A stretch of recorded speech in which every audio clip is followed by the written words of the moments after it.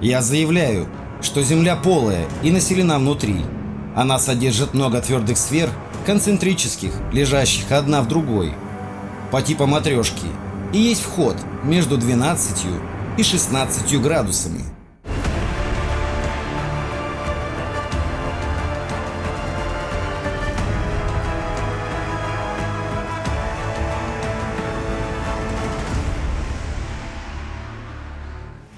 Всем привет! С вами Финемор. Впервые ученые обнаружили странные сигналы 30 октября 1999 года с помощью новейших спутников Земли. Эти передачи сигналов ведутся в виде сложного математического кода. Конечно же, у ученых проблем с расшифровкой этих посланий нет, но они наотрез отказываются придавать это мировой огласке. Тем более раскрыть саму суть этих посланий от подземных жителей. Но никто до сих пор точно определить не может точное местонахождение этой загадочной подземной цивилизации. Из этих посланий становится ясно, что ее авторам хорошо известно наше настоящее и наше прошлое. Теория о том, что Земля внутри может быть полой, появилась в США в начале 19 века. Я заявляю, что Земля полая и населена внутри. Она содержит много твердых сфер, концентрических, лежащих одна в другой, и открыта у полюсов от 12 до 16 градуса. Писал 10 апреля 1818 года членом Конгресса США Клайв Симс. Главная мысль Симса состояла в том, что кора Земли имеет не более 1600 километров в толщину, и она точно обитаема внутри. Попасть во внутренние миры можно через большие отверстия в северном и южных полюсах. Симс также попытался доказать свою теорию, отправившись во главе экспедиции к северной дыре с намерением провозгласить внутренние полости Земли собственностью США, но так и не смог собрать необходимые средства для своей экспедиции. Он ушел из жизни в 1829 году. Однако представление о полой Земле оказалось удивительно живучим и после ухода Симпса. Ленхард Юллер, например, предложил концепцию небольшого Солнца диаметром в несколько сотен километров, плавающего в центре Земли и обеспечивающего ее внутренних обитателей столь нужным теплом и светом. Геолог и писатель Сергей Обручев в «Земле Санникова» также высказал мысль о возможном существовании оазиса в Арктике, где мог быть вход в Плутонию. Идея полой Земли заставила задуматься и английского астронома Эдмонда Галилея, пытаясь объяснить перемещение магнитных полюсов нашей планеты. Он предложил, что внутри ее вращается несколько шаровидных оболочек, вставленных одна в другую. Также математик Леонардо Эйлер говорил о существовании одной оболочки с отверстиями на северном и южных полюсах. Такое устройство Земли, по его мнению, обеспечивает ей устойчивость. Ярой сторонницей теории о полой Земле была Елена Блаватская, которая утверждала, что внутренность Земли – это царство тайных мастеров, благожелательных мудрецов, обладающих огромными оккультными силами и управляющими судьбами всего человечества. В начале 40-х годов 20 века некий Ричард Шейвер опубликовал серию поразительных рассказов о своих приключениях в обширной сети подземных пещер, общая площадь которых превышает площадь всех континентов на поверхности. Шейвер пояснял, что его контакт с таинственными подземными обитателями начался, когда он услышал странные голоса, обращавшиеся к нему, когда он работал сварщиком на конвейере. Позже красивая девушка из внутренней Земли провела его к одному из входов в преисподнюю.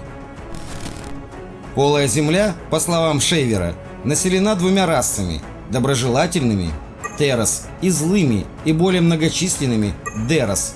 Оба народа якобы являются потомками суперрасы атлантов, покинувшей поверхность 1000 лет назад, когда резкое усиление солнечной активности сделало ее непригодной для жизни. Обреченные на жизнь в подземных пещерах, вырытых с помощью передовой технологии, Террас сумели сохранить некое чувство дисциплины, а Дерос полностью предались похоти и порокам. Одни из них живут в постоянном распутстве, наслаждаясь сексуальными лучами, вырабатываемыми так называемыми стимулирующими машинами. Другие наслаждаются пытками, заманивая женщин с поверхности, насилуют их, а затем, потеряв к ним всякий интерес, сдирают с них живьем кожу, поджаривают и съедают. Огромное удовольствие Дерос получают от причинения неприятностей миру на поверхности с помощью изощренного оружия, вызывающего авиакатастрофы и прочие крушения или даже заставляющего кипеть мозг несчастной жертвы собственной черепной жидкости. Большое количество людей также утверждали, что были в этом подземном мире.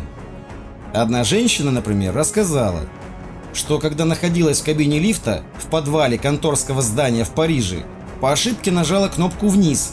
Лифт внезапно провалился ниже подвала, несясь сквозь пространство, как если бы оборвался кабель. После стремительного падения, видимо на несколько сот футов, лифт остановился с неожиданным креном.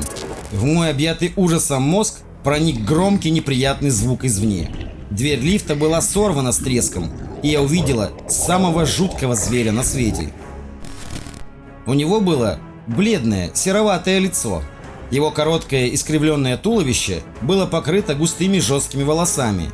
Его глаза, поросячьи, нечувствительны к эмоциям, сверкающие порочной похотью. Существо было жирное, почти оплывшее. Практически на всем его теле были видны жуткие шрамы. Шеи у него не было, так что голова сидела прямо на его мускулистых плечах. Рассказчица утверждала, что это был Дерос. Месяц она провела в клетке вместе с другими женщинами, большинство из которых пребывало в жалком физическом состоянии, и ее периодически насиловали один или несколько похитителей. Жизнь беднягам спасли Террас, прогнавшие похитителей и вернувшие женщин на поверхность. В 50-60-х годах прошлого века, пытаясь понять, откуда прилетает на нашу планету НЛО, ученые вновь вспомнили о теории полой Земли.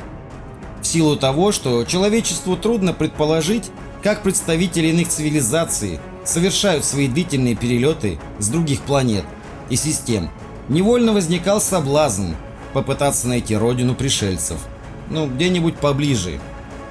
Если предположить, что летающие тарелки появляются из полости внутренней Земли, проникая на поверхность через ворота у полюсов, то проблема преодоления огромных расстояний отпадает сама собой, как и необходимость в допущении разумной жизни на других планетах.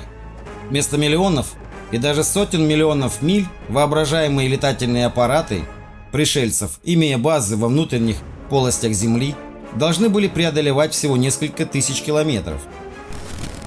Энтузиасты утверждают, что внутриземельная цивилизация была потревожена, когда человечество принялось испытывать атомные бомбы на поверхности и выслало свои летающие тарелки для того, чтобы следить за тем, как развиваются события наверху. Современный польский исследователь Ян Пайник заявляет, что под землей проложена целая сеть туннелей, которые ведут в любую страну. Они буквально выжжены в земной тверди, и их стенки представляют собой застывший расплав горных пород, своеобразное стекло. Такие туннели обнаружены в Эквадоре, Южной Австралии, США, Новой Зеландии. Буквально весь мир пронизан этими туннелями. В своих видео я вам уже рассказывал об этом. По этим подземным коммуникациям носятся летающие тарелки из одного конца света в другой. Пайнику даже удалось в Новой Зеландии найти шахтера, который сообщил, что во время проходки штреков горняки наткнулись на 2 таких туннеля, но кто-то отдал приказ срочно эти отверстия забетонировать. В начале 1970 года исследовательская служба охраны окружающей среды при Комитете торговли США представила прессе фотографии Северного полюса, сделанные со спутника ESSA-7. На одной из фотографий Северный полюс был закрыт обычным слоем облаков, на другом же некоторая область освободилась от облачности и обнаружилась огромная черная дыра в том месте, где должен был находиться сам полюс. Уфолог Рэй Палмер после обнародования этой фотографии и этой огромной черной дыры на Северном полюсе во всеуслышание заявил о возможном существовании подземной сверхцивилизации, до которой можно добраться через дыры на Северном и Южном полюсах. В подтверждение своей версии он провел также результаты экспедиции контр-адмирала Ричарда Бёрда к Северному и Южному полюсу. Бёрд, как известно, был выдающимся пионером авиации и полярным исследователем и возглавлял программу под названием «Операция Высокий прыжок», в ходе которой было обследовано примерно 3,9 миллиона квадратных километров антарктической территории. В январе 1956 года, после завершения последней экспедиции в Антарктиду, контр-адмирал сообщил, что преодолел 3700 километров, пролетая над Южным полюсом, незадолго до своей смерти в 1957 году. Бёрд назвал приполярную область заколдованным континентом в небе, землей вечной тайны.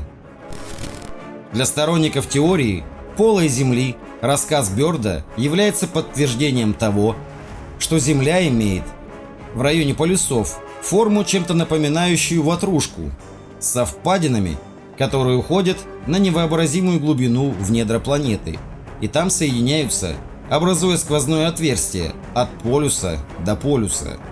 Однако, с точки зрения географии, нельзя пролететь 3700 километров над Южным полюсом и не увидеть под собой глади океана. Поэтому, согласно логике теории полой Земли, контр-адмирал Бёрд должен был угодить в чудовищную воронку дыры, а затем в великую неизвестность земных недр.